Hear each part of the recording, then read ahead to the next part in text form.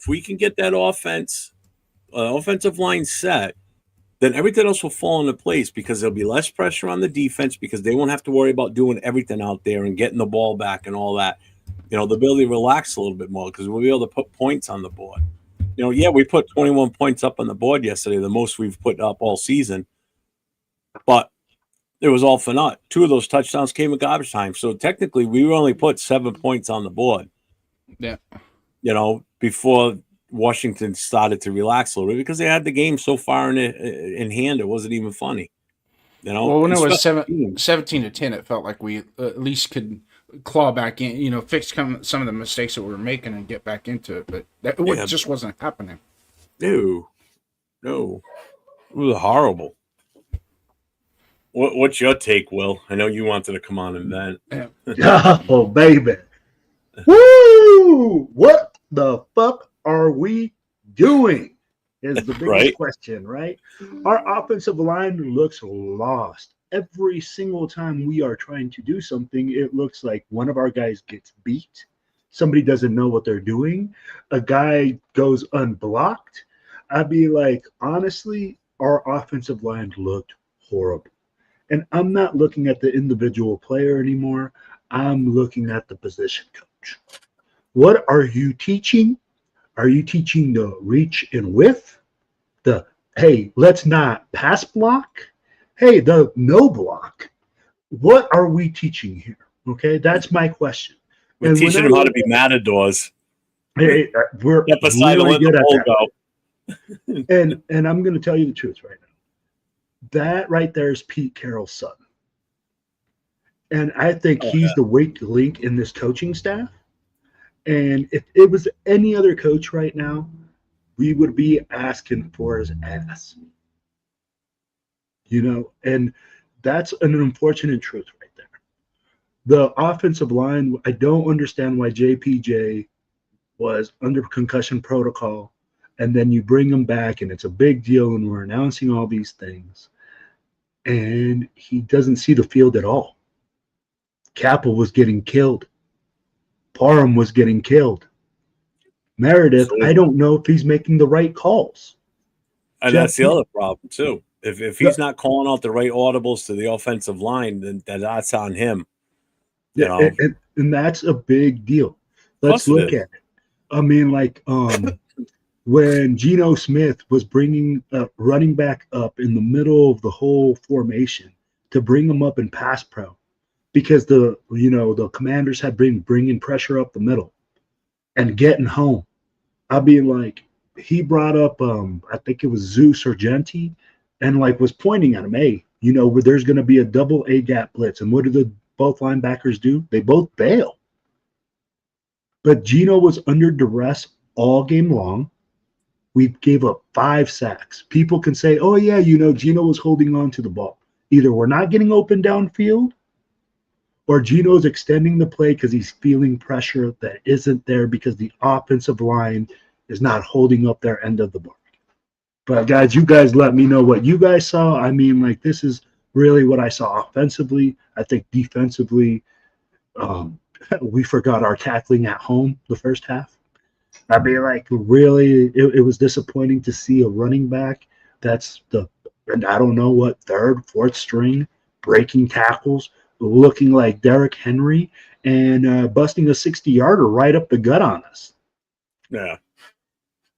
Yeah, what do you think, Jeff? Mark says, I think we should look at unsigned free agent O-linemen. There ain't nothing out there that's better than what we got. There's absolutely nothing. I've looked at that list, and it's a handful of guys. I'd be more apt to give Caleb Rogers and Grant a shot. I'd rather put them out there and give them a chance. Why not? What do you got to lose? What do you got to lose? Exactly. That's why I said it. It's like at this point, what's the difference? We're 1-2. We've still got a tough-ass schedule coming up. I don't know how many games we're going to win if we look at the schedule. And let's not get out of hand, though. Let's not get out of hand. Who would have thought we would have beat the Commanders? We all thought Jaden Daniels was going to play. Mm-hmm. Did you really think the Raiders were going to go in there and win this game when you had your win total? I'll be like, did you see this game as a win? I'd expect better. I had effort. it as a win. I did. I didn't have it as a win with Jaden Daniels. I'll be honest. I was a flip when the schedule came out on that, but I could tell you this: that I didn't expect that kind of effort, and that was effort. That wasn't you. We can sit here and pound the table for Brennan Carroll and Chip Kelly and fire this guy. And that ain't gonna fucking solve nothing. It's the little beaten muscle inside every one of them chests on the 5 linemen that were playing yesterday, and that was fucking hard. There was no heart whatsoever. The only thing that they did good that whole fucking game was turn around and pick the guy up off the ground. That's all they did yesterday. They spent the whole game turning around, picking the guy up off the ground. There was times where Washington blocked themselves. They were getting so much pressure up the middle. Okay. So let me ask you this, though. Were there not a lot of plays where the offensive linemen looked confused? Where they literally didn't block? Oh, absolutely. Absolutely. So when we're saying, hey, for me, they're not being taught what they're looking for. I mean, like you're blocking ghost. So that's where I'm like, I question what you're being coached, what you're being taught, what is going on in the meeting rooms during the week to say, hey, man, you're blocking air. Cisco, hire Tom Cable. I will pound the table for Tom Cable right now. I wish. And Tom Cable's not a bad offensive line coach. He's had some bad. Great O-line. He's had some bad players that he's had to coach up. But you know what? I mean, hold on. We got a super chat from Brennan Carroll. I'm teaching my guys to be matadors. Yeah, you are, and you're doing a hell of a job of it too. Thanks for the super chat, brother. I appreciate it. Dawn's here. She says hi to you, Will. Hey, Dawn. Oh, okay, Dawn. I give you a super chat, and I get nothing. No, I gave Dawn a super chat the other day. But and that's where I'm questioning things, right? Because when your offensive line looks confused, and really like the guys are out there and they're like, oh, wait, I'm not supposed to block that guy. And I'm going to tell you, one time, Bobby Wagner lined up right in the A gap, right over Parham. Meredith and him split the freaking wall like the ocean had just come through, and nobody blocks Bobby Wagner, who's in the A gap. I had never played offensive line. I've coached 2 sacks, but Bobby Wagner, old man Wagner, got 2 sacks in that game. And I'm going to tell you this, and I know for a fact when you coach it, you always say you block the most dangerous guy, and it's always worked from the inside out. It's always been that A-gap guy that takes precedence over every other guy. How in the fuck did we not block that guy? Yeah, go. You're asking the wrong guys. It's so bad. Did you were you in the chat listening to Pete Carroll's press conference just a few minutes ago? I wasn't. I played I brought it up and I played just the audio so we could hear it. That press conference was about maybe 6 minutes, 7 minutes long from him. And I feel like I didn't get a single answer. And Bueno said it in the chat too. He goes, these reporters are just throwing up softball questions to him. Like nobody asked him, like, why is JPJ not out there? Well, they might have asked him that, but like Parham, nobody questions him about Parham. Why is Parham still out there? You sit there and say yesterday the competition's still open between JPJ and Kappa. Why is there no competition for Parham? Obviously, the weakest link on that offensive line. Why is there no competition for him? Why isn't Kappa competing with him and just let JPJ be JPJ? I know that it was a short week. They didn't hit. They didn't practice. That's why JPJ wasn't out there on the offensive line. That's exactly what he explained yesterday in the press conference after the game. He was out there for special teams, like for punts and field goals and such, but he wasn't out there in the regular offensive scheming. They had Kappa playing the whole game because it was a short week and they didn't want to risk it. I agree with you on that. I mean, I totally understand the reasoning why they didn't play JPJ, but middle of the second quarter, they should have pulled Parham's ass and put JPJ in at left guard at minimum. At minimum. Yep. Hey, he said it right there. I'm gonna ask questions because if your player is available, and you don't want, I don't want to hear this shit about longevity anymore. What's up, Jay Jackson? You know, when we're sitting there, we're limiting a guy's reps because we're going, oh, we can only give him 10 carries because we want to see the longevity of his career. I'm like, we understand that these guys have a limited time. We understand that these guys want to play. Man, we got to win now. JPJ not playing in this game is a big question mark for me. The interior offensive line as a whole, center, right guard, left guard, are huge question marks for the Raiders right now. And I want to, hey, Jay, and I want to know what your guys' thoughts on all of that. I mean, like, should we just call it a spade and go, hey, JPJ, play center, solidify that position, we'll figure it out with the guards? Or what's the solution there? What do you guys see? Well, like I said, we need a spark. Something needs to happen, and it needs to happen sooner than later, because if we wait until the bye week, it's too late already, because that's traditionally when teams make big changes is on their bye week. That's still 4 weeks away. 4 weeks away, the season's lost at that point. If you have any aspirations to make anything out of this season, you got to make the change now. We're back on a normal schedule now. We're back home. You know, they're already home now. You've got a full week of practice. It's a home game this week. Make the changes during the week. Get out there and hit. Get out there, get these guys in pads and start smacking each other around. Put the rookies in. Do something. You need to spark something in this offensive line, plain and simple. It's the biggest weakness on this team right now is that O-line. Go ahead. I'll let Jason. No, you hit the nail on the head, and I think we talked about that Saturday night. We did. I mean, that was like before the game. We talked about it. Yeah, and it's true. I think that's what made you sick Saturday night. We kept talking about it. Yeah, I couldn't concentrate. I was so just beside myself. I had to leave. Yeah. Bottom line is, short answer is, we don't have a solution because there really isn't one. We can try. I mean, we can do little pepper things here and there to try and get a spark. But it's too late in the season to be looking at, free agent or and I'm not into. Let's face it. Let's not even think about trading any draft capital to get a guard or tackle now. Let's not. I mean, we have there are guys on that roster that can do the job. They just have to do it. They have to do it. And I myself believe that, why don't we look at week 16 of the 2024 season, who was the starting lineup on that offensive line that week? Right there. Yeah, we could have gotten an offensive lineman in the second round instead of Betch. What has Betch done? Good. What has he done? Hey, he caught that pass in the fourth quarter. One catch for 10 yards.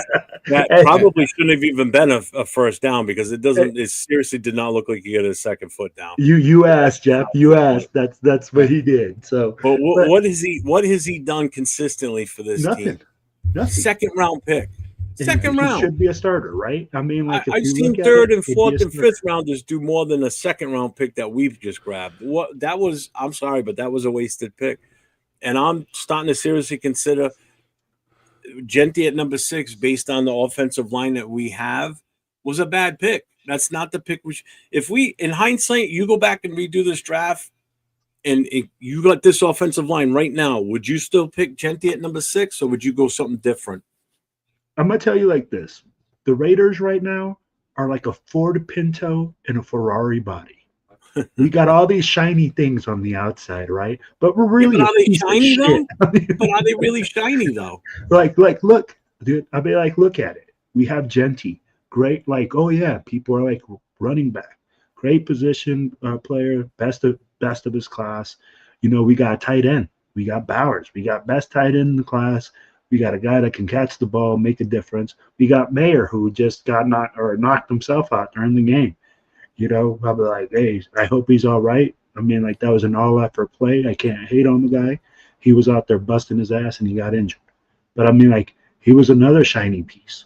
We had all these shiny pieces, but, man, look at it. The meat and potatoes, we didn't have it. Mm-mm. What's and up, that's Raider? just a fact. What's up, Tall Ken? I think your car analogy is off too. I think we're more like a Pinto that wants to be a DeLorean is probably the closest.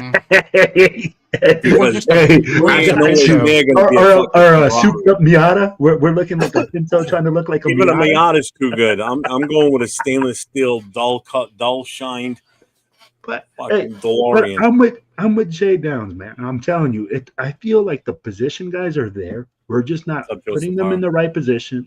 We're not putting the guys in a position to succeed. And that to me has to do with coaching. The guy that's coaching them up and putting that O line together every single week, looking at Glaze getting put inside of Geno's lap every fucking play like he was this week, looking at our interior offensive line just letting Olay blocks happen every week. That's on you. You're putting that O line together. You're going to Chip Kelly and you're going like, these are my best 5 guys, putting them in those positions, and we're not succeeding. So that's why I'm looking at the O-line coach. Yeah, and I'm gonna say it. I'm watching the chat here, and I'm just gonna say it outright. No, I am not looking forward to the draft. 2, and I told Jeff this last week when I said Geno's fine, relax. Oh no, relax. It's not him. I mean, the plays. Even yesterday, he was under pressure 21 times. He was sacked 5 times. Yep. So 21 times that he dropped back to pass, he was fighting for his fucking life.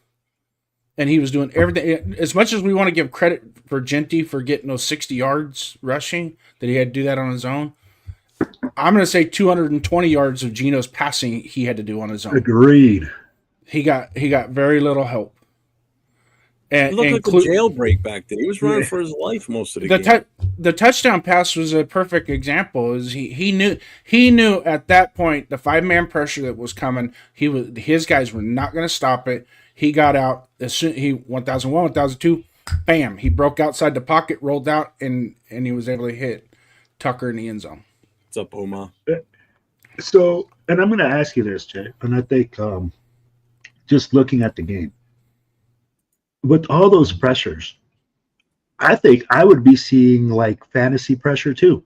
Like I would be imagining that my time clicker inside as a quarterback, it would be going faster because I keep getting hit. I keep getting activated. I'd be like, and people are like, "Oh, you know what? He's holding on to the ball. He's extending it. He's not reading the field." I'm like, bro, he's under pressure every fucking play.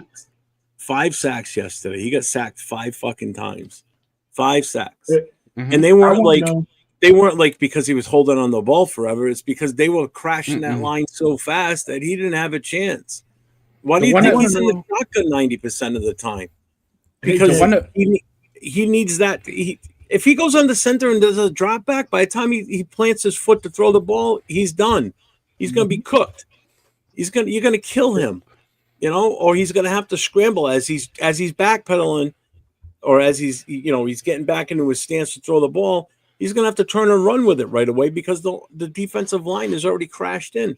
At one point yesterday, I was watching, they had 6 guys on the fucking front line. We got 5 up front. We can't block 3, let alone fucking 6. Luckily the 2 linebackers backed off and dropped back in the coverage, but they still came with those 4 and they still got in on them. So it's like, I don't know if the offensive line, if they're in panic mode.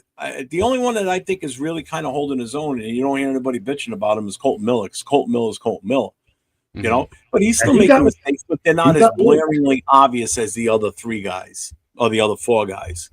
And Jeff, you said something, and Colton Miller did lose a lot of battles yesterday in key positions. He did. And let's just be real. Every single one of those guys up front got their ass whooped. And it's like you said, hey, Jay Downs, how many of those sacks were with 4-man pressures? With 4-man pressures. I believe they had like 2 or 3. I think they had a 5-man pressure probably maybe 20% of the time, if that. A lot of it was 4-man. And I'm looking at that with the 4-man pressure. We couldn't block 4 linemen with 5 or 6. Yeah, they pointed that out on the telecast. Mark Schlereth pointed that out on the telecast. It's like they're bringing 4 guys with 5 men to block, technically 6 because the tight end staying in, and they're still pushing them back. Exactly. So I think the line owned us yesterday. Owned us. They pushed us around like we were little kids. Jeff, how many times did you see Glaze getting put inside of Gino's lap?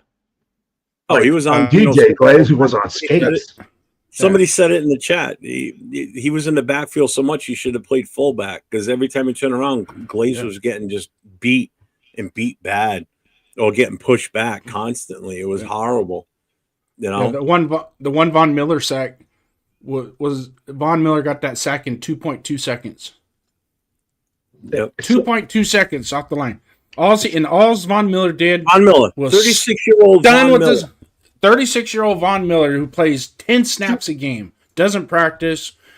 All he does is come in and work out. 2 past knee surgeries, act like he never lost a step. He played like he was second year in the league. Played phenomenal yesterday. And that's because of who he was going up against. You know, Glaze just could not handle him. You know? Yeah, this is a guy that doesn't need to practice. The team knows what they got with him, you know, and he goes out there, no practice during the week, and does what he does best. And that's disrupt the offense, get at the quarterback, you know, and he did it, and he did his job well. No two ways about it, you know. Now, could you imagine if Max went up against a left tackle like Glaze on a consistent basis week in and week out? Max would have 20-plus sacks in the season. Maybe that's why he does in practice. That's why he looks so good in practice. Yeah, that's why he looks good in practice. Great practice. He's doing well. Look what he's going up against. A wet dish rag could be better than some of our offensive linemen right now. Good God. So this brings me to the next matter of fact. Because you guys both have already said it, we've talked about it, is our weak ass offensive line is not helping our defensive line get prepared. No, not at all. I agree with you. I mean, like, it's common. You know, iron sharpens iron, and if they don't have any iron, they're just using rubber bands. Then. That's what we're going to get. And what was the biggest thing yesterday? The trenches. It was the lack of yes, we got our asses whooped in the trenches, and I'm going to say like that. Defensively, though, I felt like it was more lack of tackling. I mean, like we were throwing shoulders in there. We weren't wrapping up. I'd be like, we look like some strippers out there. Although that 60-yard run was going to be a tackle until Chen hit freaking White, knocked him right off the tackle. I was like, oh my god, that's Pop Warner shit. But I get it. So did you see that too? Though they weren't wrapping up, so they were just throwing the shoulder there, and White threw the shoulder in there, and his arms weren't wrapped around the guy. Yeah, I got a shout out to Tall Ken in the chat. He's been spamming the chat basically, but all the shit he's saying is hilarious, but it's fucking on point too. You know, like he's talking about Geno sees 6 against 5. Omaha might be taken, but shit, there are 50 other states and a lot of cities. All the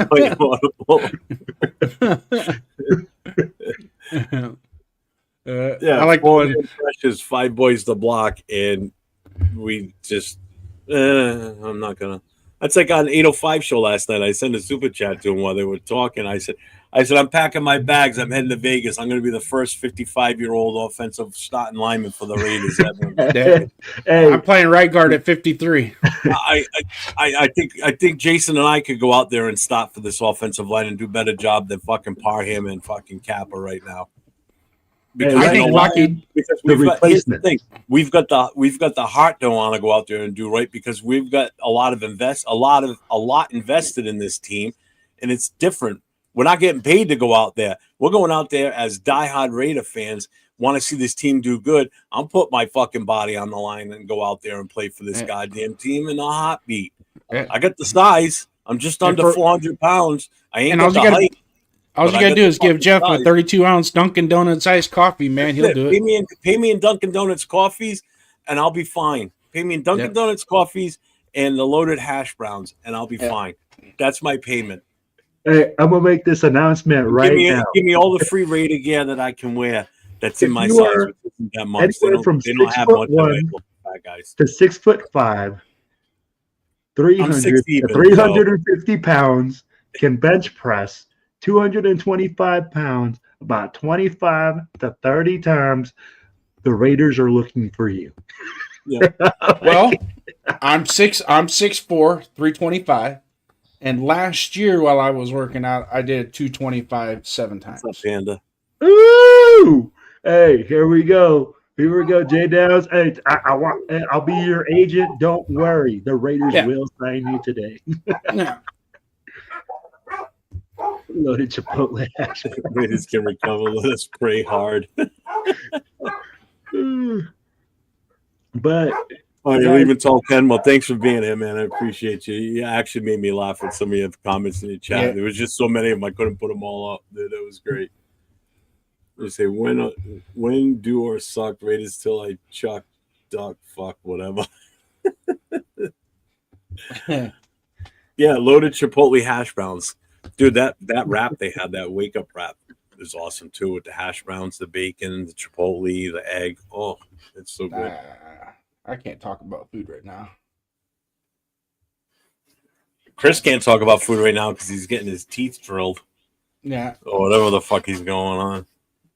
That's why I came on solo. I told him, I said, I'm still going to go on.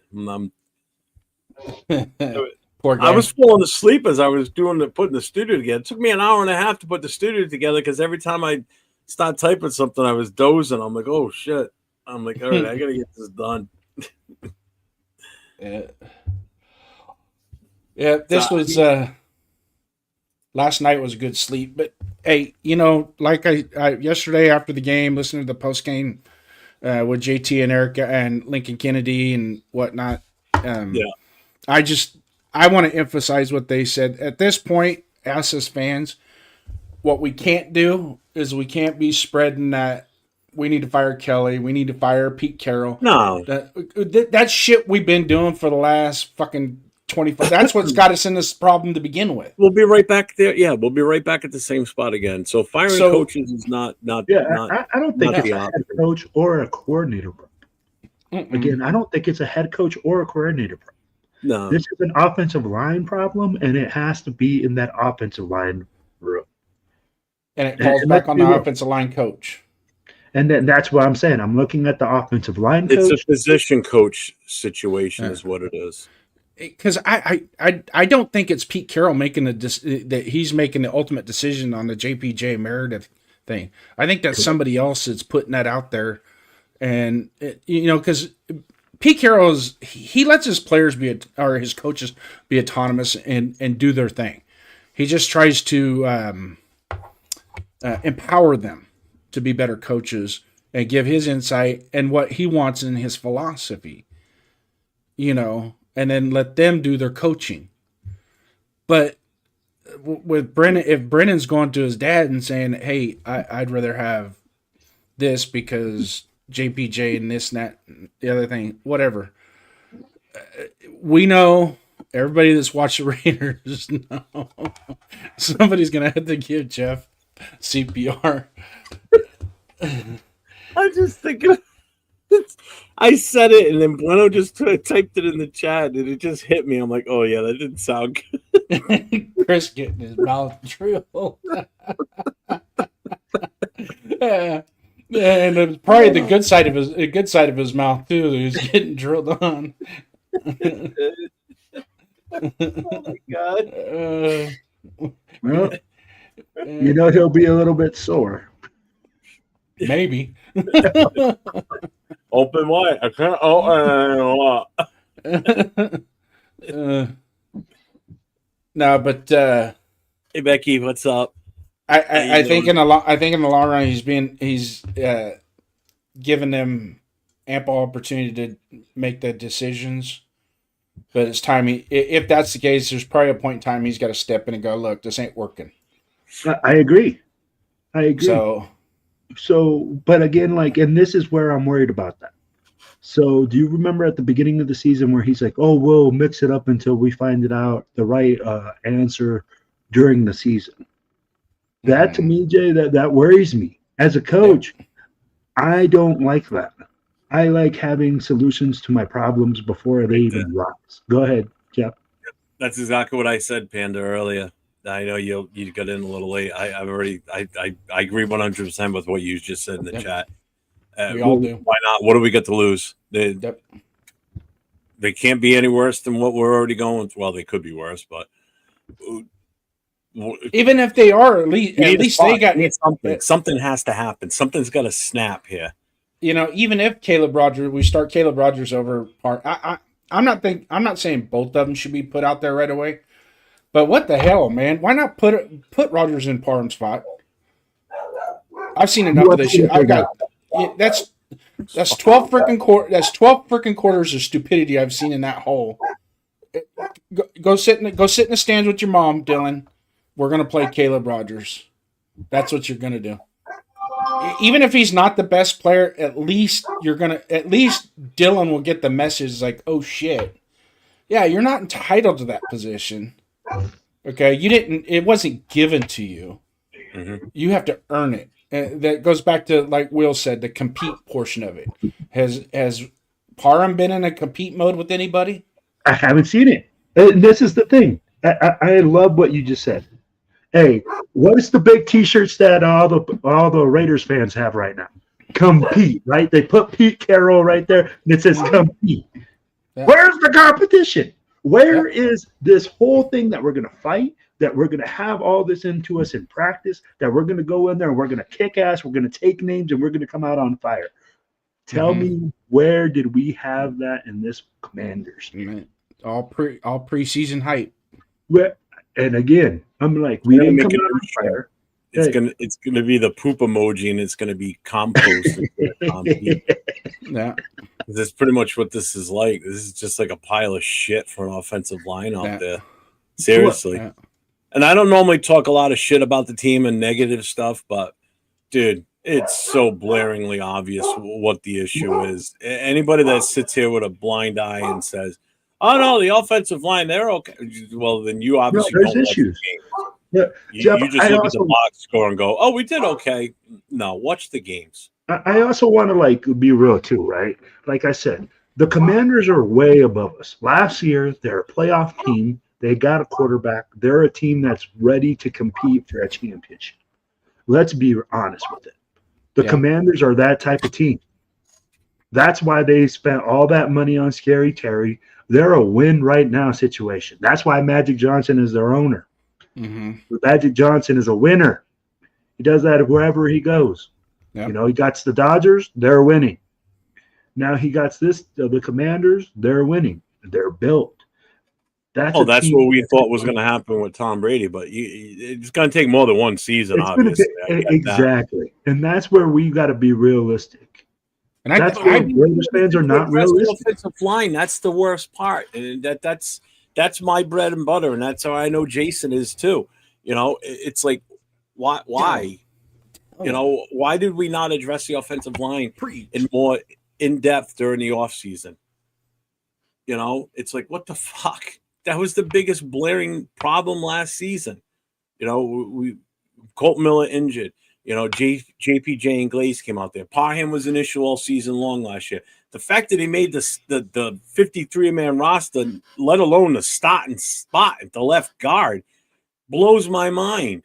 Why did we not put competition in there for him and get someone else in there to beat him out? You know, I just don't get why we're in that status quo with, we'll be okay. It'll work itself out. Like Pete said after the first preseason game, this will work in progress. Could take 2 weeks, could take months, could be way late in the season before we figure this out. No, I don't want to hear that from you. That's the last thing I want to hear from my head coach, that you don't know what's going on with the offensive line. You think we still need to figure this out weeks down the road. Seriously? It's like, what the fuck are you talking about? Here we are, week 3, and the offensive line is the worst unit on this team. The worst. By far the worst unit. And you're going to get your running back that you drafted, number 6 overall, killed. You're going to destroy this kid. This kid's going to get injured before the season's over if we don't address this line. Because he's going to get worked to death or he's going to get hit on a bad call, on a bad play because someone crashes the line, Mm-hmm. and they're going to take him out because they can't hold back a simple defensive tackle. The simplest job in the world, I'm sorry, as an offensive lineman. It's easy. Block the guy in front of you. Don't let him by you. Play bodyguard is what you're doing. Just stop that guy. Don't let him through. And if you need help, you might have help. You might not. Other than that, you got to stop the guy. You know, I know it's easier said than done sometimes, but I've played the part. I know what I'm talking about. If you can't stop somebody, you just shut the whole system right down. Plain and simple. Plain and simple. And my dogs are going crazy. We are all in agreement that the offensive line is in shambles, that the offensive line needs help, that the right tackle. But we knew this last season. That's the whole point, and we didn't address it. I get what you're saying. I get what you're saying. So how do we address that now, though? That's the thing. Now it's too late. Now it's too late. What he just said, it's too late. So is it that we don't have the players? What's up, Dale? Or is it that we don't have the coaching?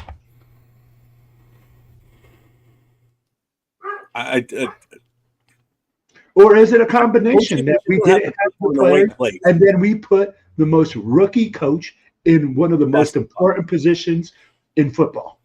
We've got the coaching. We just don't have them in the right places. That's the problem.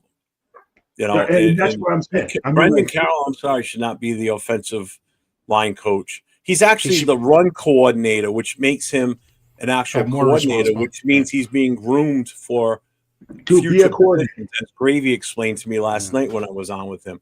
That's how you have to look at this. So he's the run game coordinator and the offensive line coach. So tell me like this: where's our run game? Where's our offensive line? Where's our run game? Where's our offensive line? Then Chip Kelly calling play action on third down when we have no run game. Tell me what's the logic in that? So that's where I keep going back to it. I'm looking at the O-line coach. I came on the show and I said it. I'm not calling for people's jobs, but I'm looking at people and I'm looking real hard.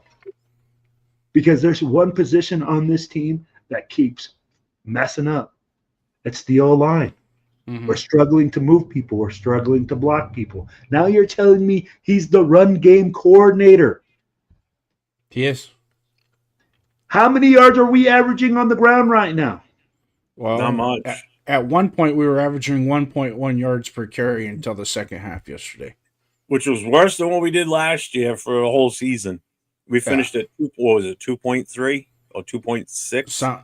Something like that last year. Either way, it was under 3 yards per carry. Yeah. And if it wasn't for that one game with what's his name, or number 8, Abdullah, he was the only one that ran for 100 yards. Rushed for 100 yards. Yeah. So that's why I go back to that game. Is who was the offensive line in that game?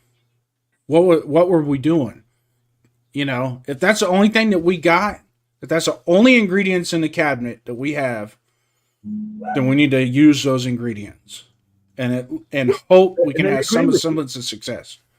And just some semblance. The cook and your sous chef suck.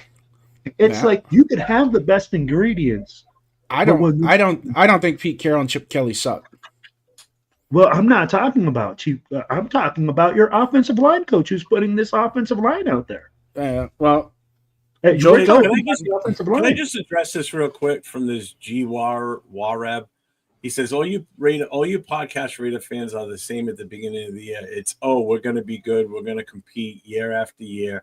Then 3 or 4 games, your brains are lost with, I don't know. All right, so I'm going to address this real quick. First of all, I did not feel that way going into the 2024 season. I thought 2024 season was going to be mediocre at best. I figured us to be at least a 500 team.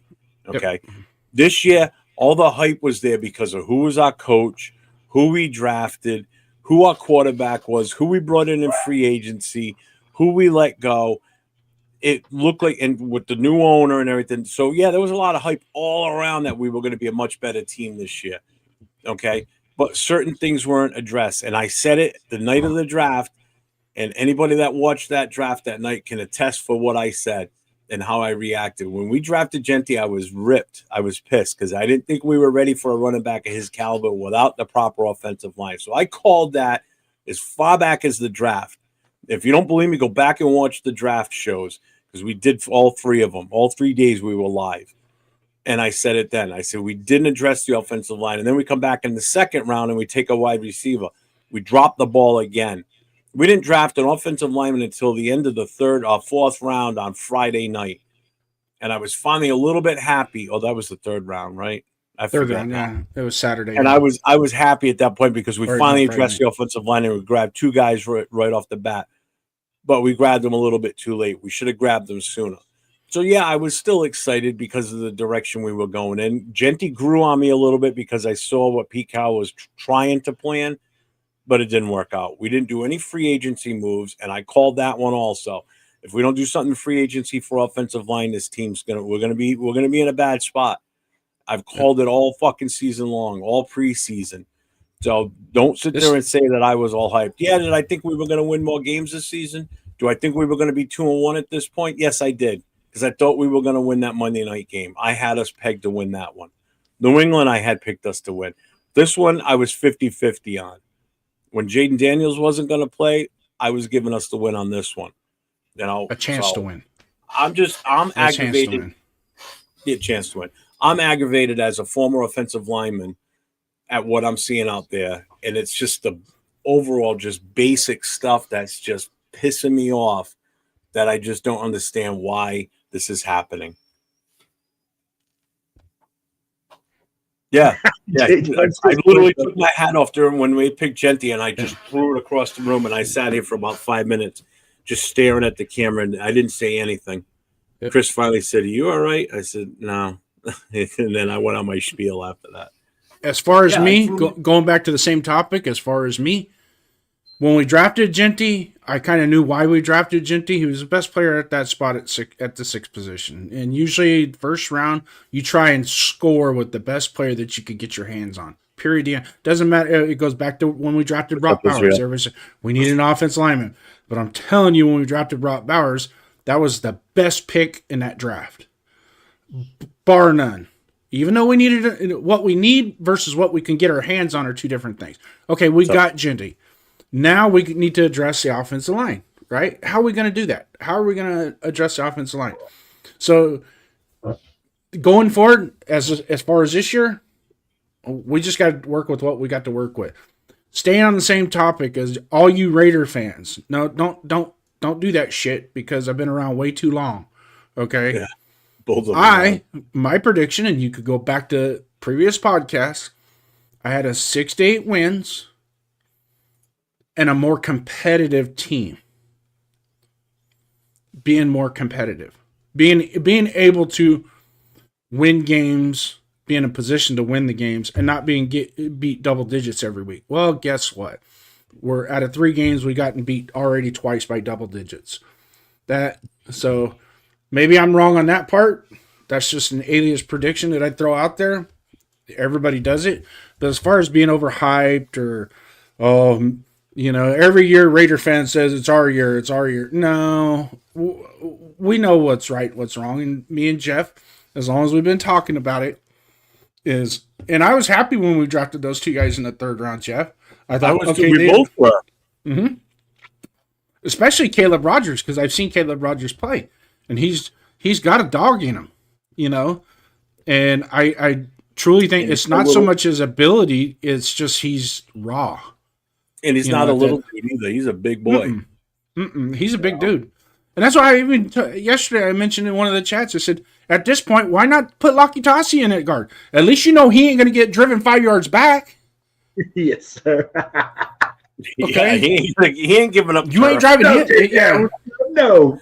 He might get 20 holding calls, or he might false start because he doesn't understand the basic nuances of the game. But when it comes to Mongo hit guy, Mongo's going to hit guy. Yo, hey, and I'm going to address this as well because I'm going to tell you to go back and look at the film, jackass, because we both said it. Hey, it's going to be an 8-9 season, maybe 10 wins at most. We weren't sitting here saying we're going to be a playoff team, anything like that. We do our research here. Hey, we said, hey, we're going to be a more competitive team. We want to see a bigger fighting spirit. Have we seen that out of the team? Yes, I've seen some fighting spirit. I've seen us try to stay in games. Did I say, hey, we're going to beat the Commanders? No, I did not have this as a win. Last week, did I have it as a win? No, I did not have it as a win. The first week, yes, I did have it as a win. We all had great hope after that first game. And I'm going to tell you like this. Game 1, or this next game, I do have this as a win. So I'm thinking the Raiders would be 2-2 at this part of the season. So, hey, go ahead, do your little click. Make sure you subscribe to our pages. Make sure you start following the video so you can follow up with us and start talking some more shit. So let's go to the next. Yeah, and Donut says it too. He says, this last offseason was the time to upgrade the interior offensive line. There were so many good IOLs available, and we didn't. But let's be real, Jeff. We had so many holes on this team. Oh, we did. But again, it all starts up front, plain and simple. That's the big thing. Because without that, the rest of you could have the world's greatest quarterback back there, and if that offensive line ain't giving him the protection to do what he needs to do his job, then having that great quarterback or that great running back there ain't going to matter. I don't even think Barry Sanders had this bad of an offensive line when he was in Detroit. No. I don't even think Barry Sanders could run with this line, to be honest with you. I see, and I've said this earlier that the only one that could probably run behind this offensive line would be Barry Sanders. After yesterday, I don't think he could either. Let me tell you like this: Jay Downs hit the nail on the head when we said, "Hey, look at the year before situation. We drafted the best player available at that time, and we hit with gold. Powers was an absolute monster. You have a guy that just came off his best rushing season in college football, looking like a complete stud, looking like a complete cannot-miss player. Why wouldn't you take the same risk when he falls in your lap? Why wouldn't you try to repeat the same thing? The biggest issue is you guys are correct, is the offensive line. But when a quality player at that position falls to your lap, you can't pass him up. It's hard to pass up a guy like that. I still would pass on him today. If the draft was today, knowing what I know about this team right now, I still would have passed. Okay, so you would have passed up and we would have drafted an offensive lineman, correct? Yep. Let's say we drafted no lineman. But look at the coach. Look at the way that they're being coached up right now. Would that offensive lineman really make a difference right now on this whole line? I mean, I get what you're saying there, but I would still. You didn't have to go for that shiny object running back with that first pick. Is what I'm getting at. You could have gone with an offensive line. You could have gone for. There were still plenty of great running backs in this draft. There were a ton in this draft. You could have grabbed one of those in the second round if you wanted to. You could have gone offensive line, running back, wide receiver in the third round, and we still would have been fine. You would have gotten that offensive line. Look at some of these running backs that are rookies right now and how good some of them are doing. I don't disagree with you, Jeff. Had a really good game yesterday. Scadaboo had a good game yesterday. Agreed.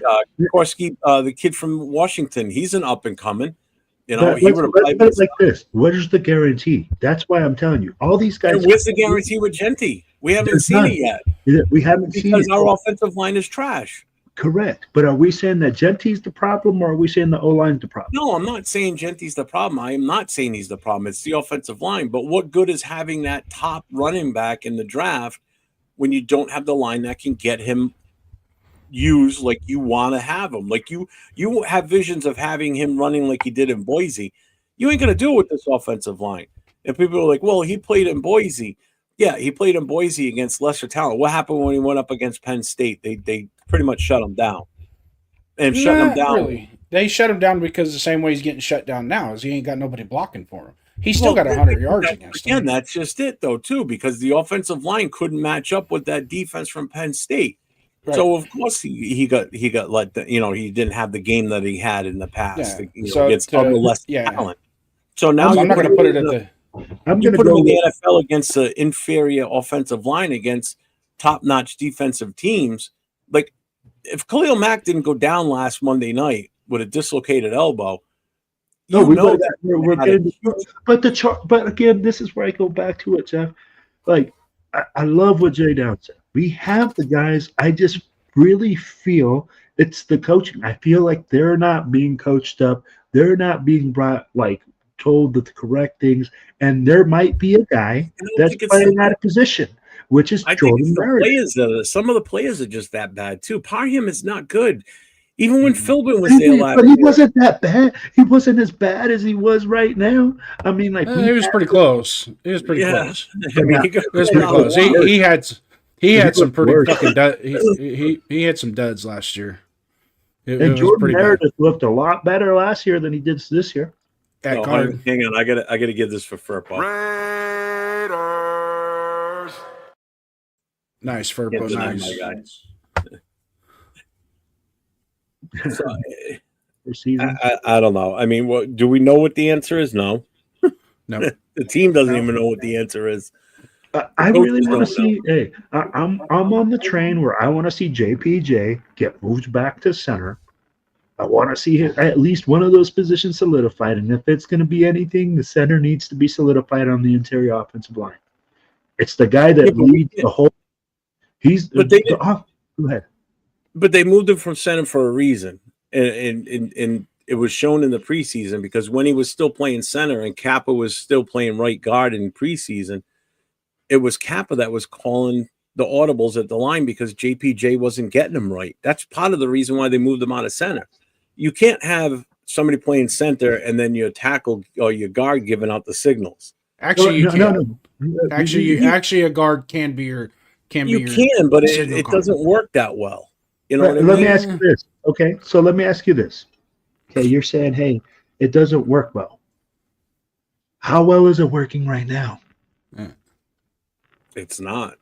So I'll be like, and also he hasn't been out for 2 games either. So I mean, and that's where I'm questioning a lot of things because I mean, like we keep seeing this guy get put back on the injury list, and then he comes back off, and then we say he's good, but he doesn't play, and he only played special teams, and you say, oh, it's because we didn't have any contact in practice, but our tackling is suffering during the game. So I'd be like, this is where I'm like, man, there's a lot of questions and a lot of answers that need to be answered by the coaching staff. Yeah. You know? Yeah, a lot. Lack of physicality comes because you're not being physical in practice. Because you don't practice that. Because you don't do things a certain way. Well, just like Pete said this, in their press conference yesterday that they didn't hit at all last week because they only technically had 1 day of practice. But that's an excuse. I know it is. That's an excuse. So even if you technically have 1 day of practice, then you better be bringing the fucking wood that day.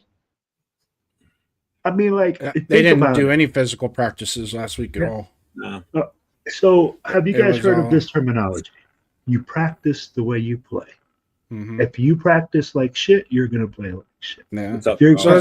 So let's break down yesterday's game. Okay. In essence, and this is not an excuse, but it is technically factual. It's starting to sound like one, though. No, I love it. Go ahead. Go ahead, Jason. Shut up, Jeff. Commanders had 9 days of solid practice and preparation. We had 5. That's an advantage. That's 4 days advantage. Okay. And that's where a lot of that, you saw that in the special teams. That's where, because we got our ass kicked in special teams. But universally in the NFL yesterday, everybody's special team sucked yesterday. I don't know if you watched any of the other games. Yeah. We weren't the only one. There was a lot of kickoff returns and punt returns. And there was 3 games. There was 2 games, the Eagles game and the Jets game, back to back. I had them on a split screen up here. And they both had a block punt at the end of the game, or a block field goal at the end of the game. And it looked. At first, I thought I had the same game on one screen, and it was actually two games. It was crazy. So universally, yesterday the special teams sucked. Ours just happened to be the cream of the crop of sucking when we played yesterday, and that extra preparation. That's where some of the defensive adjustments that the Commanders were able to make to emphasize towards us. The Commanders basically ran the same concepts against us as what the Chargers did. They just took the Chargers game film and said, shit, we're just going to run that.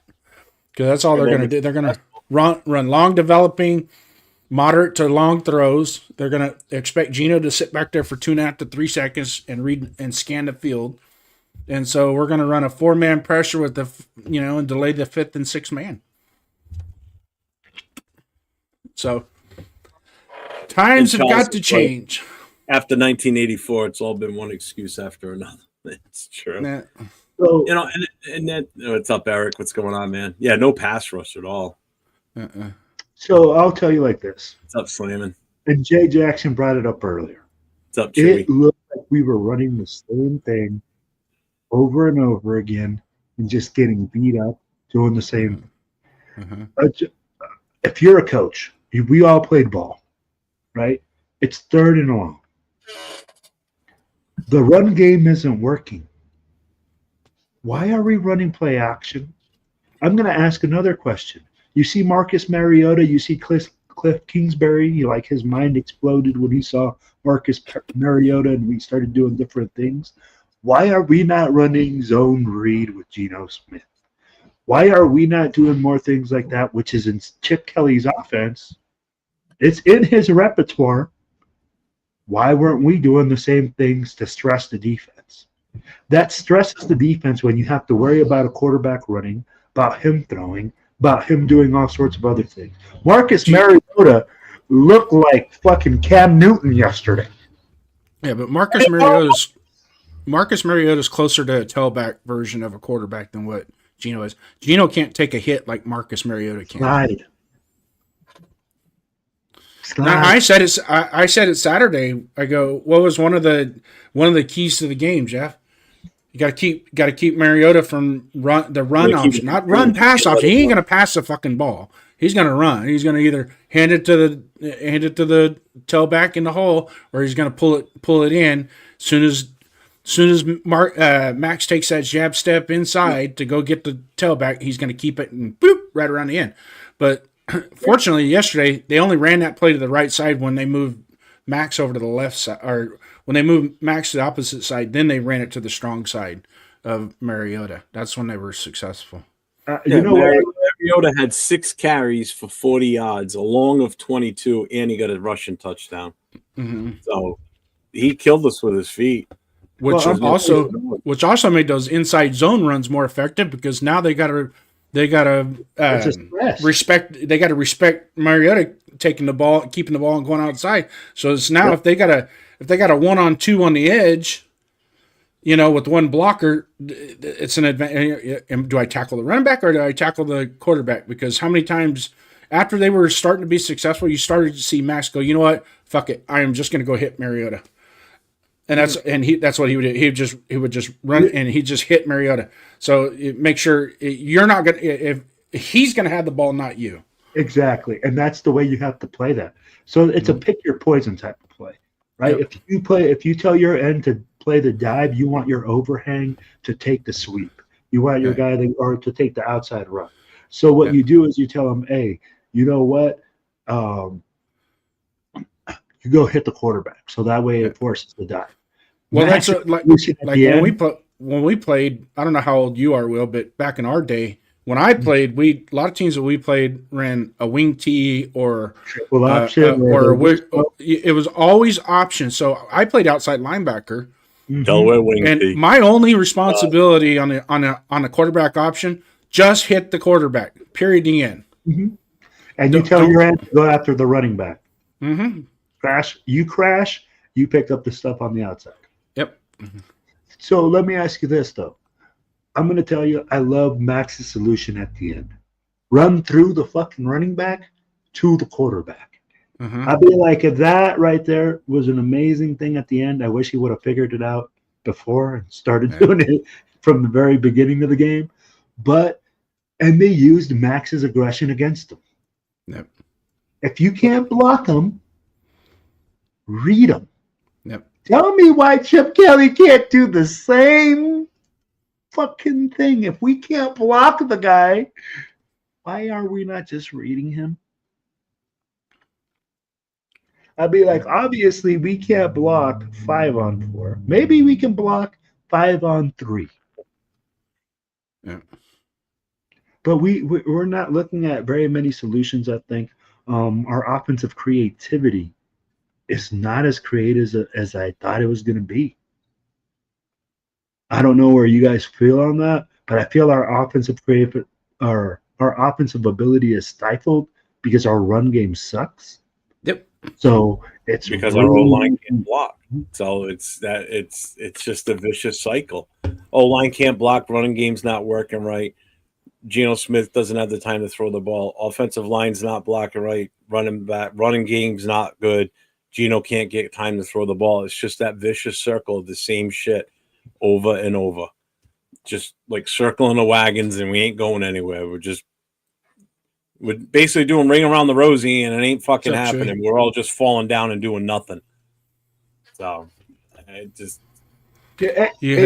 What's up, Mario? Ring around the rosy bullshit. And like, nobody's saying that nobody wants to give this coaching staff no time. Okay, like, let's look at this, because I just saw on the chat, it says give the coaching staff 3 years. If it then they can draft. Chewy, we love you, bro. We're not saying get rid of the coaching staff. We're saying that there are certain problems that we need to address, and the most important thing is offensive line. And we didn't say fire the offensive line or no, he's not suggesting that. He's saying just give it 3 years and we'll be okay if the staff can draft. Yeah, right. I'm not panicking on the coaching staff. We can draft right, yes. Do I think we drafted right this past season? No. I don't think we did. I don't know. I don't think we did. Yeah, right now we say it was a bad draft, but Colton Miller was supposed to be a terrible draft. I'm on record as saying it from the start, so no one can ever say that I wishy-washy flip-flop on anything. I said it from back then that we should have gone offensive lineman. Yeah, I wanted Mason Graham too at that point, but I started really looking at the offensive line, and I'm like, no, we really need to go offensive line. And I was fine with trading out of that sixth pick overall, move further back in the first round. Go for an offensive lineman, get a second round pick, and hit your running back, wide receiver, or if you want to go for the best quarterback at that time, that was before Geno. Now keep that in mind. Then that's what I would have done. So I think, Jeff, it's too early. I think we need another 3 years to evaluate what we do in this draft. Look at Colton Miller. People were saying that he was trash, that he wasn't the. Now everybody's over there telling us that he's the best offensive lineman that we got. I think we need about 3 years to evaluate this draft. And that's what I'm saying. I'm like, Miller was supposed to be a bust. People were saying that he was trash. I think we need a couple years to evaluate this draft, but I agree with you that our biggest glaring need as a team we did not address, which is offensive line. Fuck you, Bueno. I did not want to trade him. Well, hey, we already know who that was. That was James.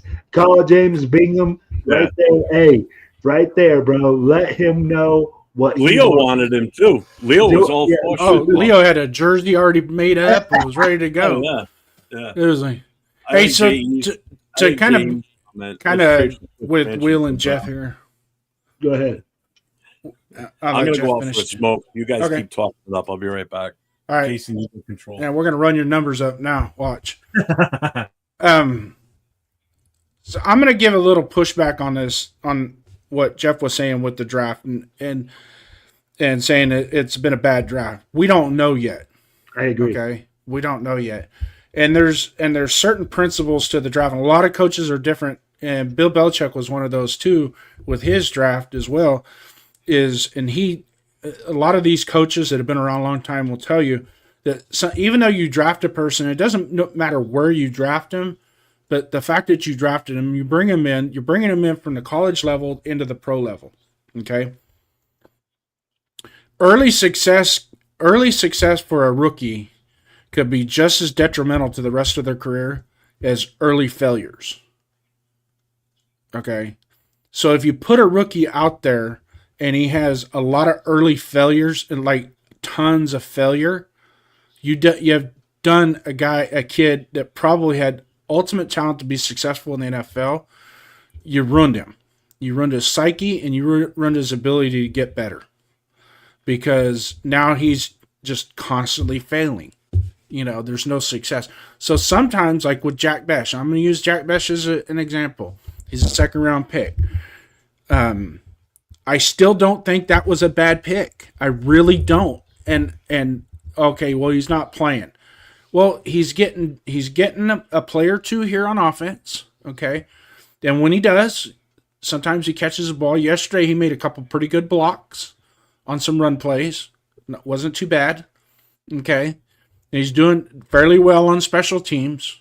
All right, but you got to give him little chunks of success and let him build off of that. Instead of just throwing him out, he's a second-round pick, you put him out there. Why didn't you put him out there? It's a waste of a pick. Now, we knew when we brought him in that, at least us Raider fans, the coaches didn't know, but us Raider fans knew that we still got Tucker, who's going into his third year. Okay?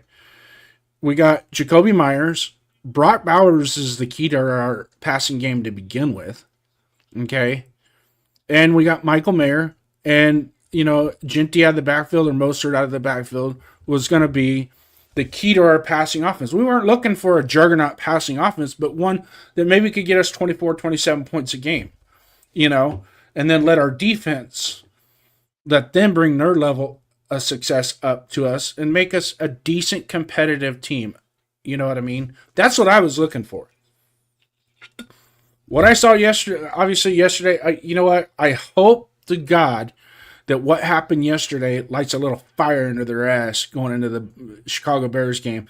And the Chicago Bears could look at the Commanders and go, you son of a bitch, you shouldn't have beat them so bad. It made it bad for us. You know what I mean? So Absolutely. Maybe they come out, a little fire under their ass, come out, and just, just knock the shit out of them. We don't care how many penalties you get. If you get an unsportsmanlike penalty or roughing the passer penalty or who cares? Fuck it. Go out there, win the game. Win the game. Just beat them. That's all. I don't even care if we win 3-0 next week. Just win. It doesn't matter whether you win by 1 point or 10 points or 100. Just win. Just put one in our pocket, because the game after that, I don't like to look past the next one, but I had Indianapolis pegged as an easy win. Bullshit, that ain't no easy win. Them boys, Indianapolis is a legit. That Daniel Jones is rocking and socking, and Jonathan Taylor is no joke.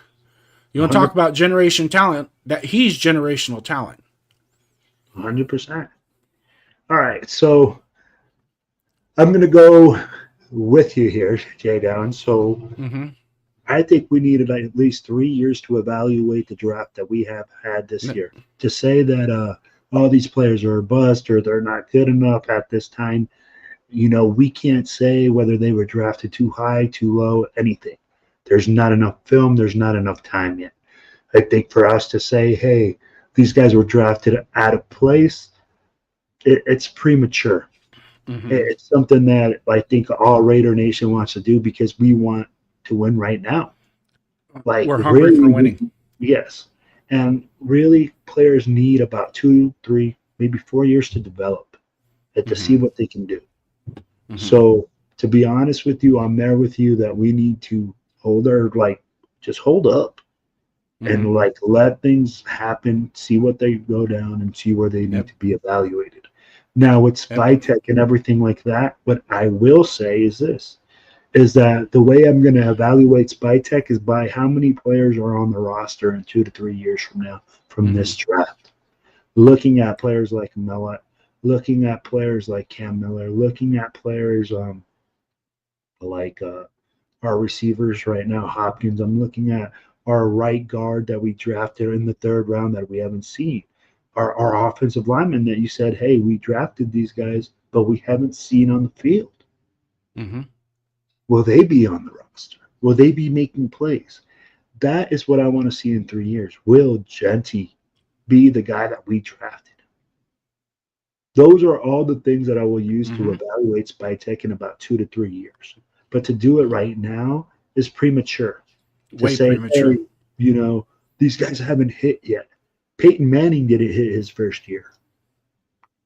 Guys like that didn't hit their first year. No, there's a lot of guys that did not have success their first year, And then let's go to CJ Stroud. Let's use him as an example. He was rock solid his rookie year, wasn't he? Yeah. What are they? I believe the Texans are 0-3 this year. And again, growing you pains. Yeah. A guy that's being evaluated year by year to say, hey, well, just because he's having a rough year, does he automatically suck now? But like I said earlier, is sometimes a guy can have early success in his rookie year, and then going forward, it hinder him. It becomes like, well, next year, my sophomore, I ain't worried about no sophomore slump. Look what I did in my rookie year. You know what I mean? And and the next thing you know, they're not as good as they were their rookie year. Well, let me ask you this. We just, in talking about that, Max Crosby came out and said, hey, in his first year, he really didn't like JPJ. But then in his second year, he's really seen JPJ come back and turn it up and like put in the work. Mm-hmm. Why is it that JPJ is not out there on the field? Why is he being held back? Why? And that's where I'm like, I have questions. There has to be something in his practice films that they're seeing that just, well, this week, why he didn't play this? Obviously, he didn't play against Chargers because he had a concussion. He was in concussion protocol. He wasn't eligible to play because he was in concussion protocol. When did he clear concussion protocol this week? It was Thursday. That's when he cleared, right? So he was a full participant Thursday afternoon in practice. Okay. Well, they already have the game. They already had the game plan set at that point. Now, I don't mind the fact that they didn't start JPJ in that game because of that. Because it was a short week. They went ahead. They already had the people that they were the lineup that they had. They'd already been practicing. They had all the game film. They had all the preparation. The scripted plays are they're already invested in the scripted plays and what the game plan is going into the game. All right. So that doesn't bother me that they didn't quote unquote start him, but somewhere in the middle of the second quarter, they should have went, okay, this is bullshit. I'm tired of my quarterback running for his fucking life. 58, get your helmet on, get out there.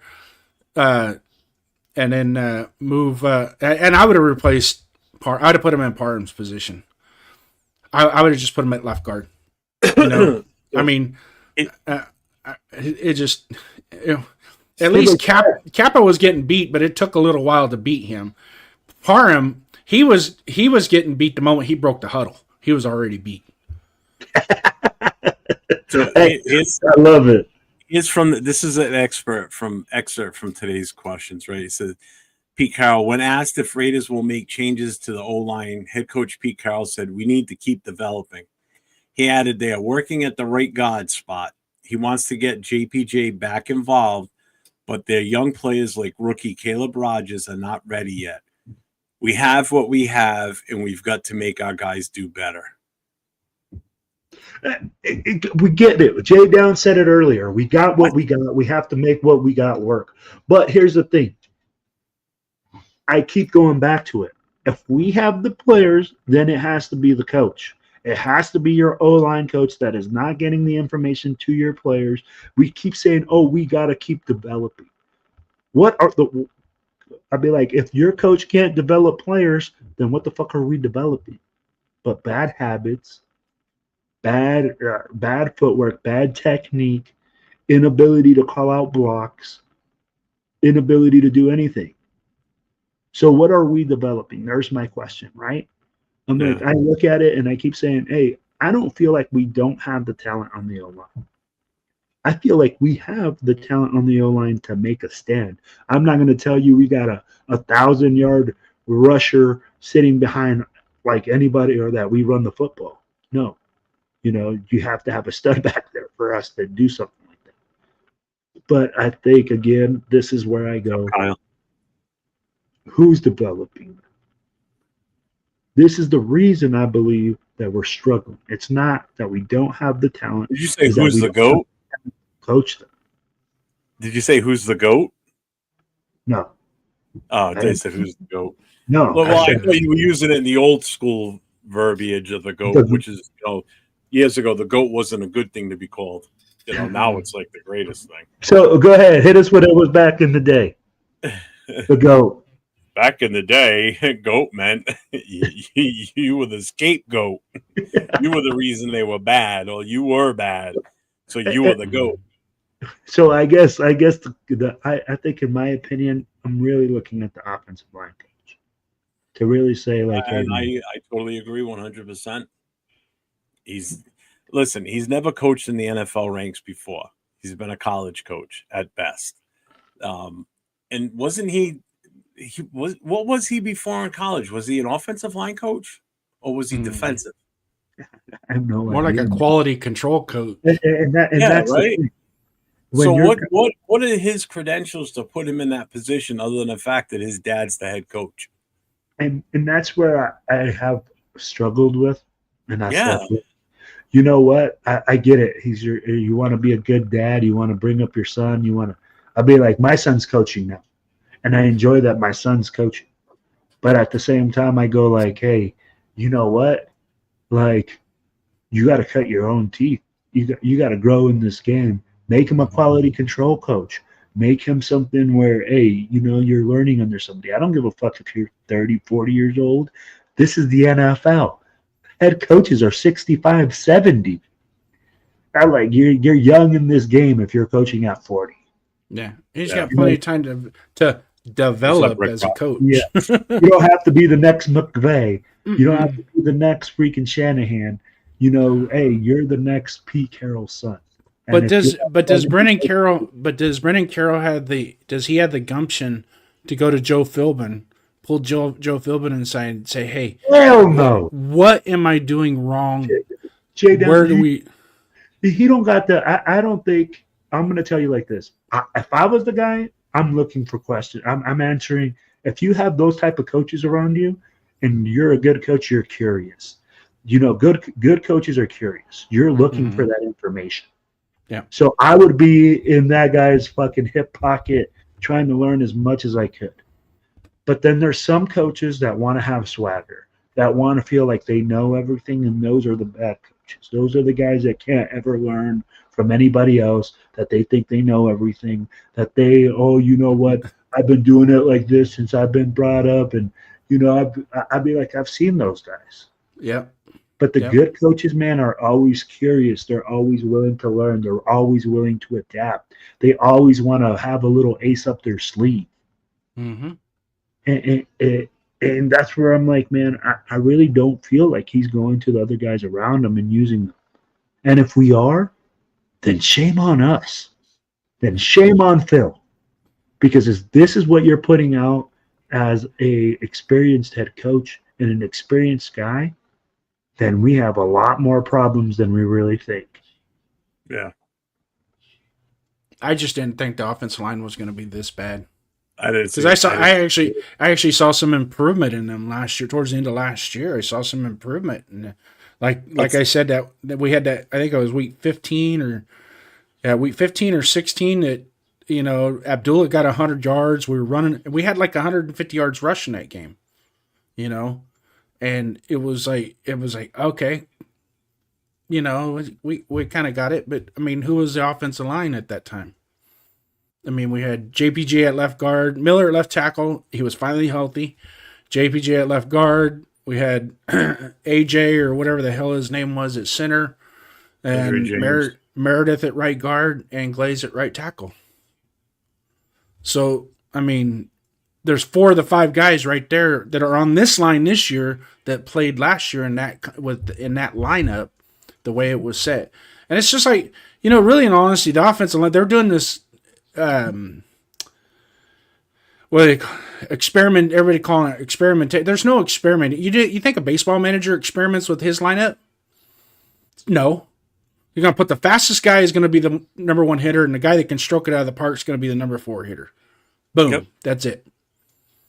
You do the same thing with the offensive line. With our offensive line, you put the guys in the position that they're best suited for. Is JPJ a better center than he is guard? Well, he proved it last year. We know that. But what has happened since then has caused this to happen, and we know he's been there all off season this year versus last year. He wasn't with the team in the off season.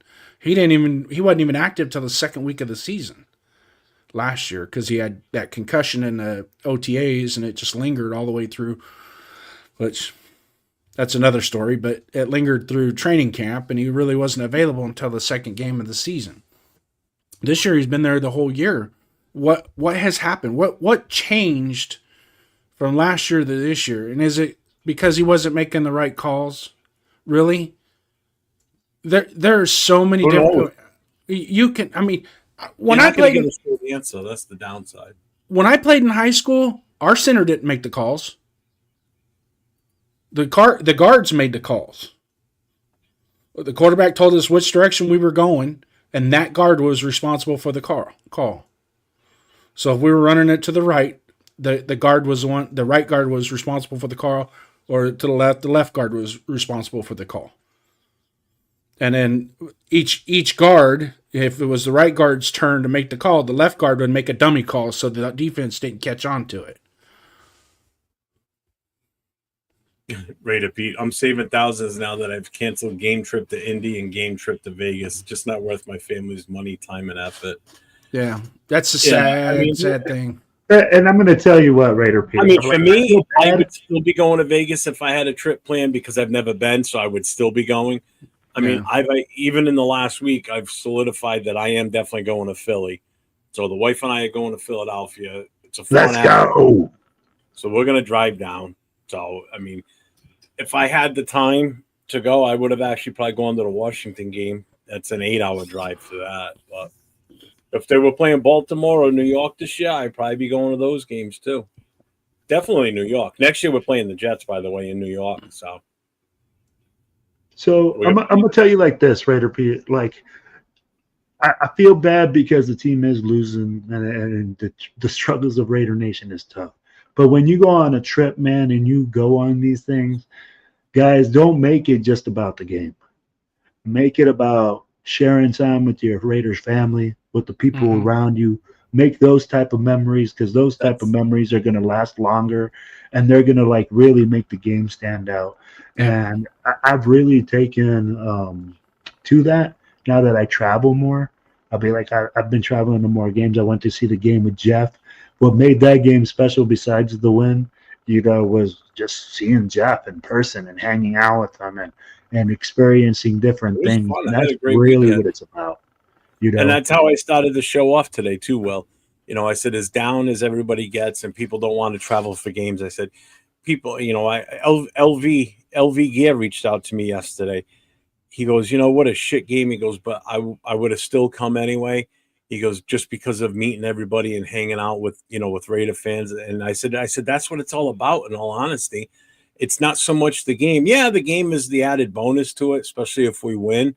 Like everybody that came out here to New England got to experience the win out here on the East Coast. That made that trip even better. It made it worthwhile, But what really makes it is just the camaraderie of being around so many other Raider fans, and you make these connections and these friendships, that, Will and I were friendly to begin with, and so was myself and Mike from Raiders Against the World. But once you finally get to meet them and hang out with them and sit and talk and enjoy their company, you become genuine friends with people.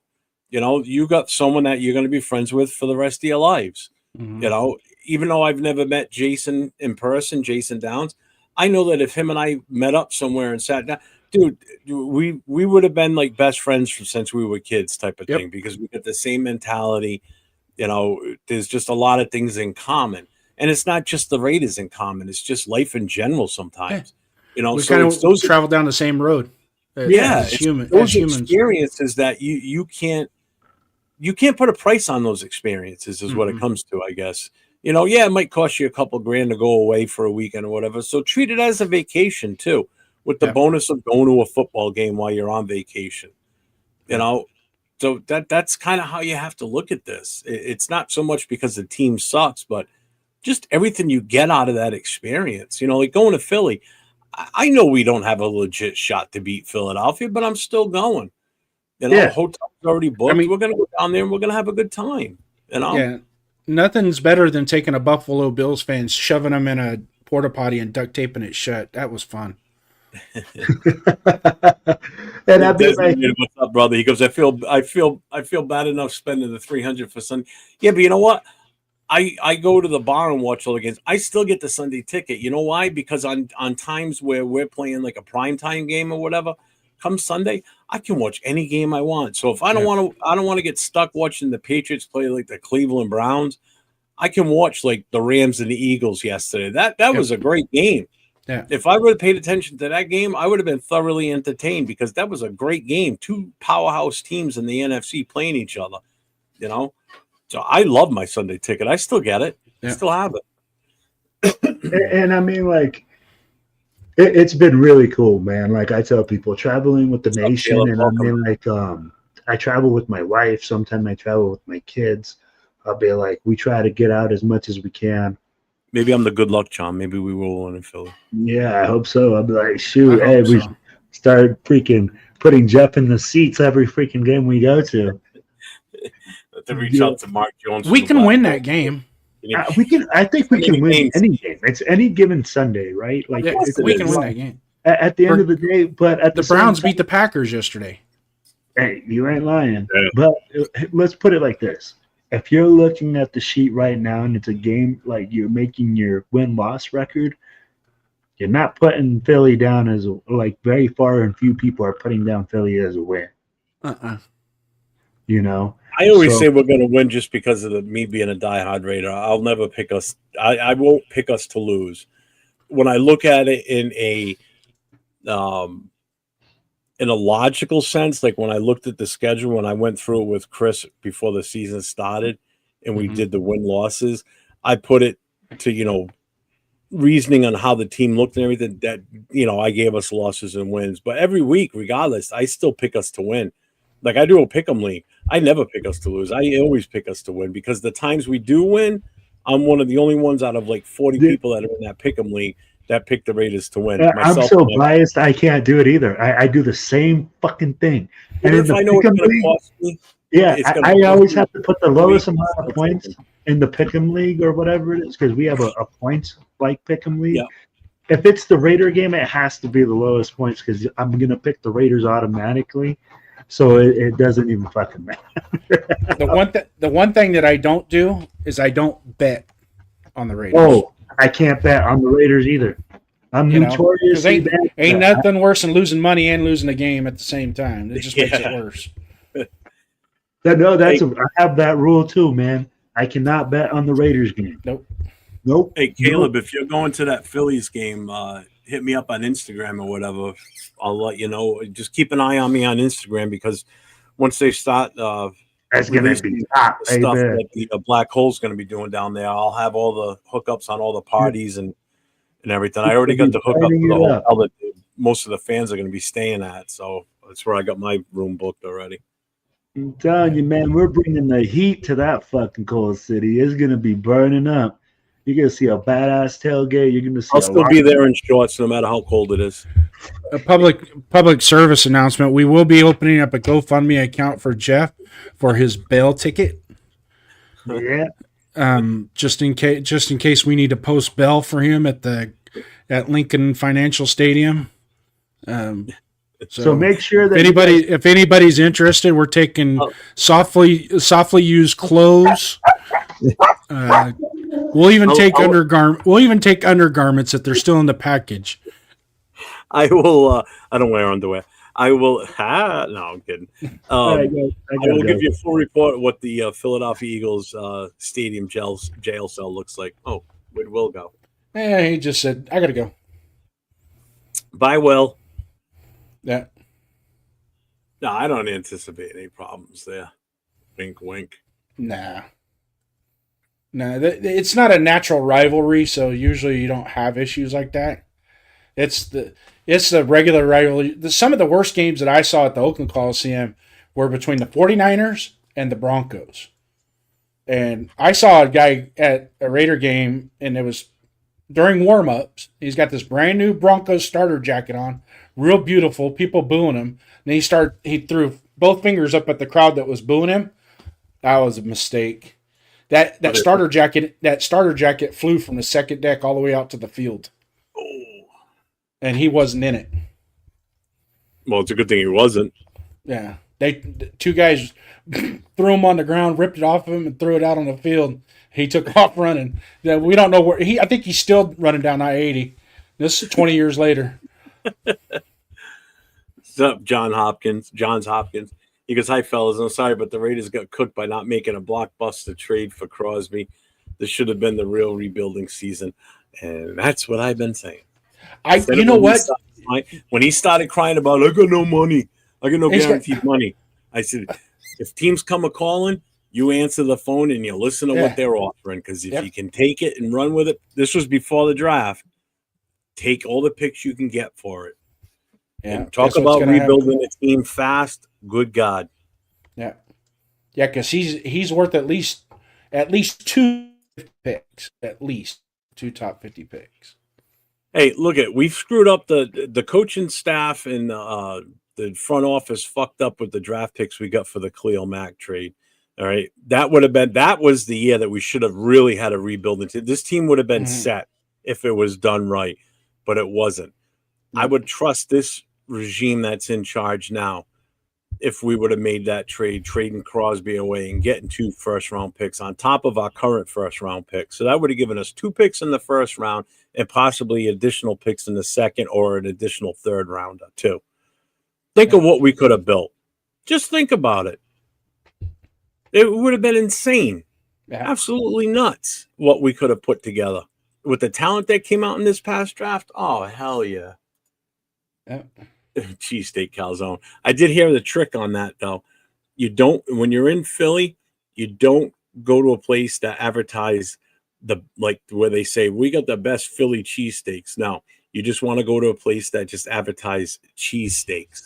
Anybody that says Philly, they're not going to be good. Actually, the trick to cheesesteaks. The trick to that is from a Philly guy.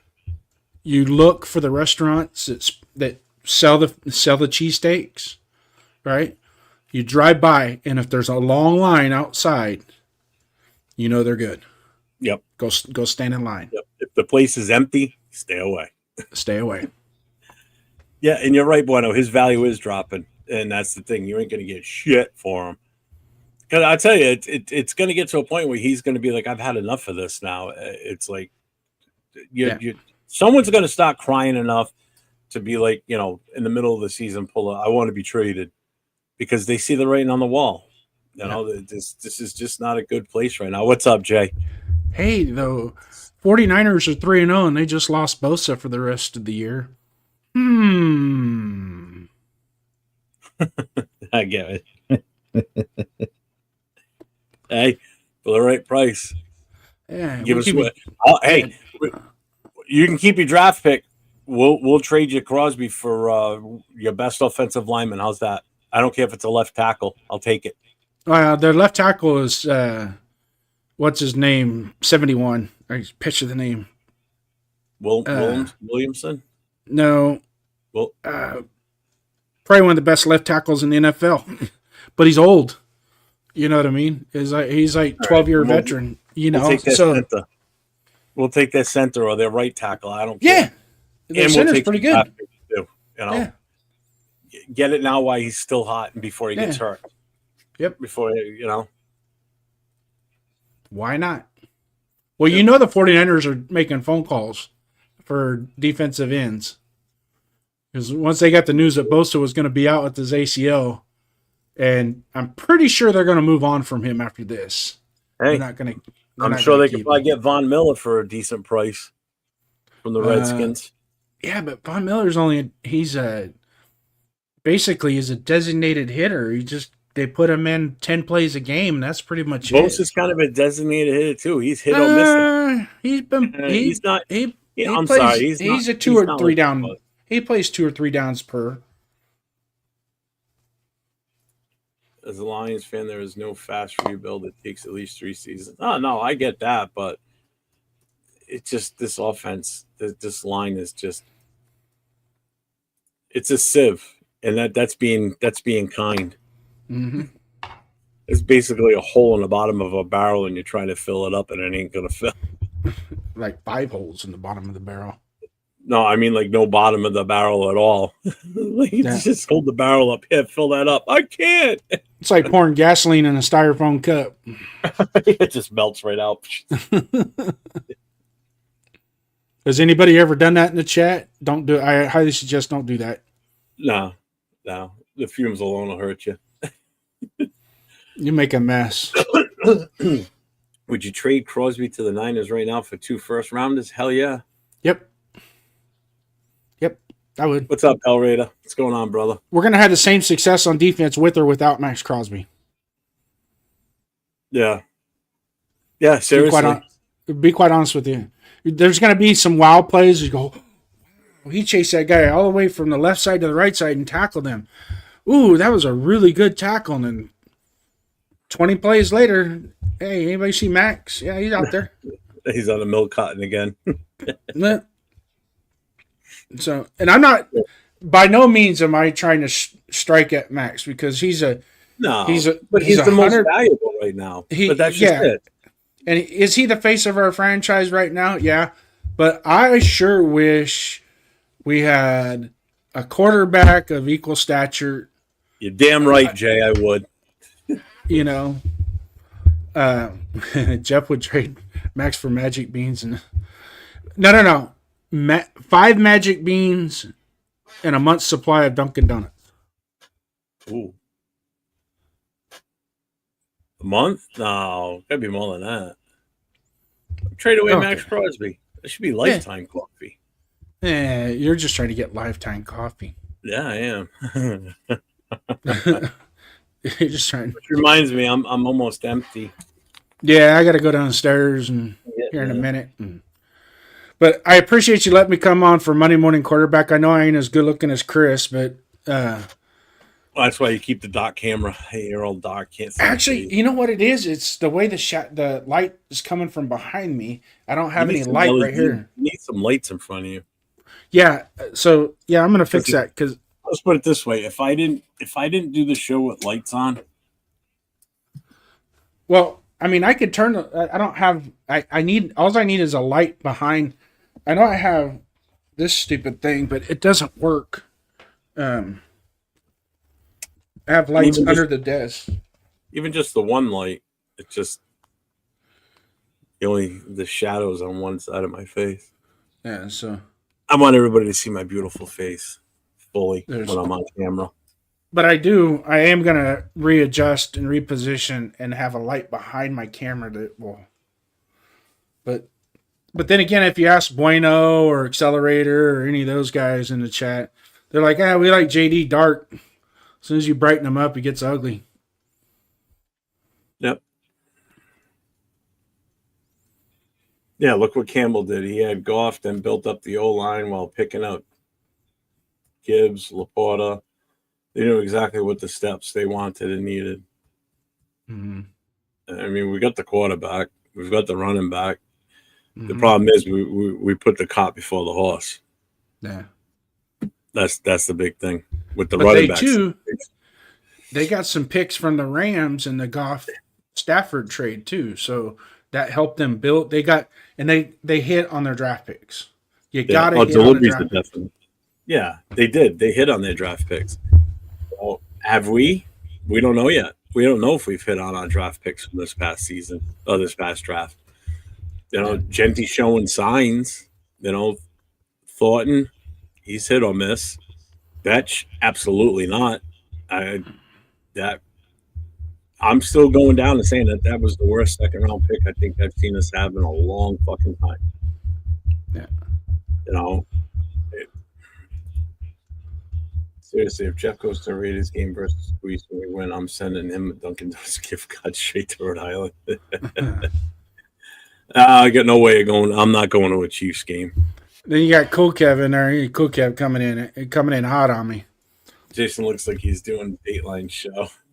Yeah. You need that voice changer. Yeah. I wanted to do this earlier, but this is how I felt at the end of the game yesterday. Yeah.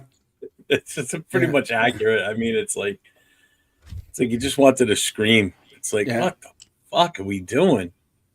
Yeah, I went and got my wife's tweezers and started pulling my hair out. I just pulling my Margin of victory, amount of coffee I put on the gift card. Well, we better win by more than one. I remember when the Lions were pissed because Campbell drafted Laporta. Yeah, you don't see many Lions fans upset right now. Laporta's right there in that conversation with Bowers. You know, when he came, he fell in their lap. It was like, you can't pass that kid up. Oh, no. Yeah. You can't pass it. And look at what Tyler Warren's doing. Well, you're going to see Tyler Warren in a couple weeks. You'll see. That kid is legit. See, and this is the other thing, too. You know, like Eagles can consistently draft O-line and develop them. I don't have any confidence in us developing our offensive linemen with who's currently in charge of that squad. Yep. You know, I mean, he's obviously he can't do it with the guys that are here, and they're all veterans. There's no rookies out there on that five-man line. Now you got 2 second-year players, but other than that, they're still not considered rookies. So these are veterans. These are guys that have gone around already. You know, and you can't even get them in line. You know, with their past experience and their knowledge of the position. You know, if Parham, I just don't. I know we keep going back to Parham, but it's like I just don't fucking get it.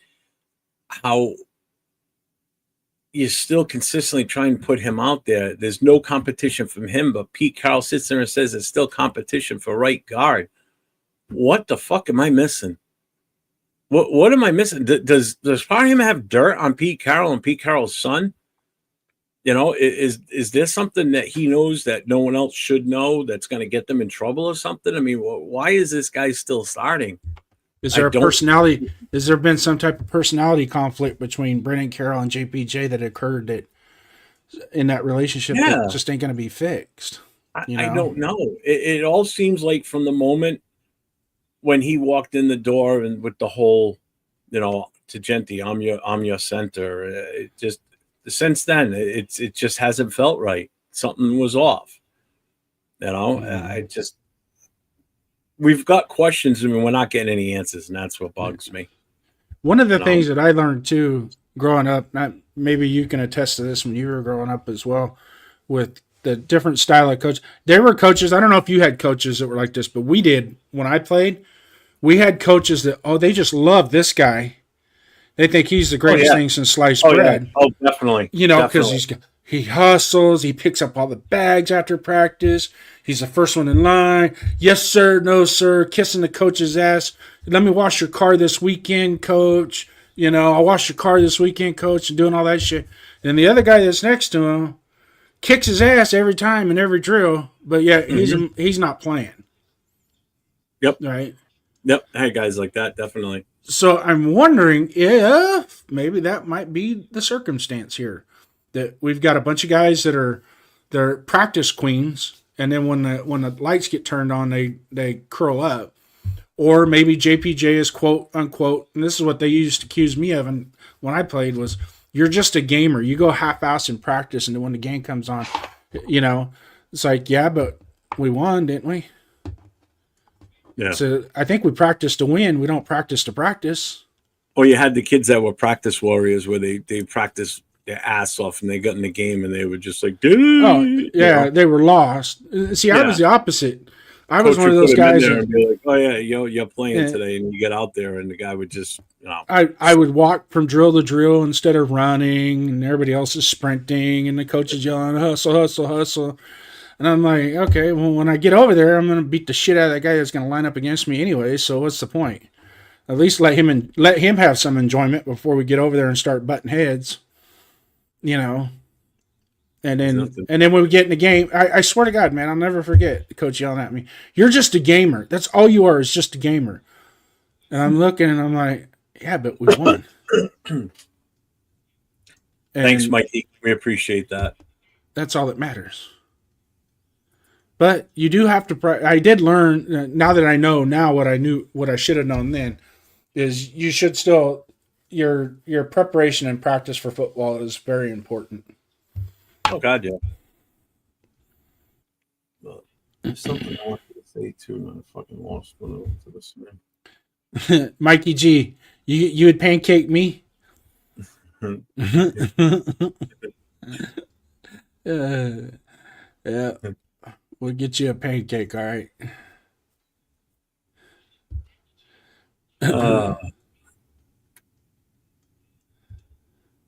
Offensive tackle, offensive guard out of Omaha. Right on.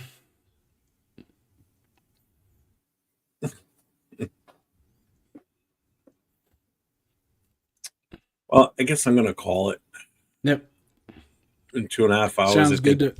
Thank you for coming on with me. And no, I appreciate it. Anytime you need me to fill in any of the shows, just let me know ahead of time.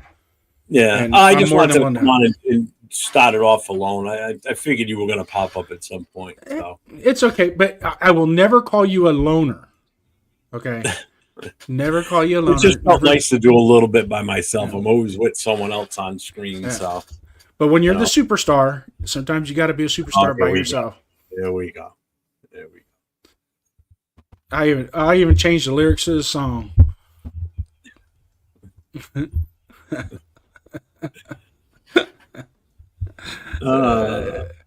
What's up, Ernest? We have 14 more weeks of this crap. Hopefully not. Yeah, exactly. Later, Hell Raider. All right, everybody. Thank everybody for being in the Raider chat. Nation, thank you guys. Bueno, Cook, Weber, Mikey G.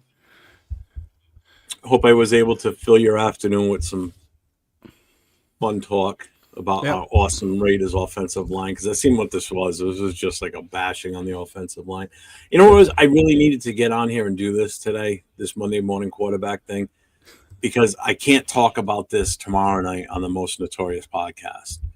I have to keep a straight edge on Tuesday nights, because that's more talking about Black Hole, the Black Hole organization, the games coming up and events going on and promoting the Black Hole. Yeah. So I can't really vent about how bad I think the team is. Yeah. So you will never see me do that on a Tuesday night talking shit about the team. But on Wednesday nights and Thursdays and all the other shows I do, oh hell yeah. Tuesday nights is the only night that I'm more geared towards like talking about the Black Hole. So, but I came on today with you because I tried to make an appointment with my shrink and he wasn't available, so I needed to get out somehow. So we were your therapy session today. This was therapy. Me in the chat and Will. Yeah. All right, everybody. Thank you for being with me for the last 2.5 hours. I appreciate everybody in the chat. Thank you all. Jason, thanks for coming on with me, and to my guy Will for coming on and spending some time with us. So we'll. Jay, I'm sorry. I wasn't even thinking about that. I was just in the zone today. Took me an hour and a half to set the studio up because I kept falling asleep as I was typing it up. I was in a bad spot this morning. I'll get with you later, Jay. So, yeah.